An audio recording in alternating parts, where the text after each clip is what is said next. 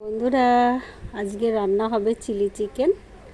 এখানে নিয়েছি চিকেন, আর এখানে পেঁয়াজ, টমেটো, আর এখানে ডিম আর কর্নফ্লাওয়ার নিয়ে আসা হয়নি, দেখা কর্নফ্লাওয়ার আর লবণ দেওয়া হয়ে গেছে। এখানে করা আছে আদা রসুন পেঁয়াজের একটা পেস্ট, ডিম, অ্যারারুট, লবণ, একটু পেঁয়াজ রসুন আদার পেস্ট দিয়ে মেখে নেওয়া হয়েছে। এটাকে এবার পাকোড়া করব। পাকোড়া রেডি হয়ে গেছে।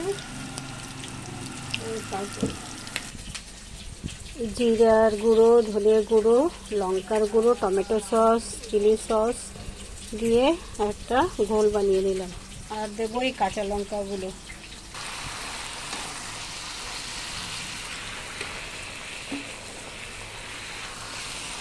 পেঁয়াজ কষা চলছে, আর এদিকে চিলি চিকেন তাড়াতাড়ি হওয়ার জন্য বসে।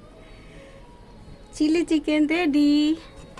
দেখেছো কি সুন্দর হয়েছে না? আজকে একটু বড় করে চিকেনগুলো কাটা, খুবই সুন্দর। চলো টাটা।